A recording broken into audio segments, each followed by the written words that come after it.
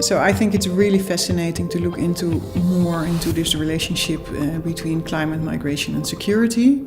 Academically, it's a challenge because there are so many different and contested research findings. At the same time, it's perhaps even a bigger challenge to now really see what's happening on the ground, what kind of projects are already implementing, linking these issues, what could be done, what could be envisaged, and what can we do in the field of land restoration, renewable energy projects to increase energy access. And how can we, by using, let's say, the climate funding, but also the migration funding, the security funding, in a more smart way, how can we really prevent, let's say, this unfolding catastrophe, which is, let's say, unfolding in Africa, maybe perhaps also in the MENA region. So what we see in these parts of the world, for Europe this is labeled as arc of instability. We can really see an enormous increase of population, security issues super high and pressing, and also the EU really being concerned about another wave of migrants coming to Europe.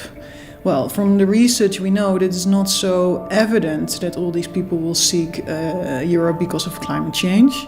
At the same time, if only a small fraction of the people who are living in these areas and who have not so much perspectives, young people who lack the perspectives of jobs and who are not being able to live from the lands they live on, because that's basically what's happening, and climate change is also really influencing that.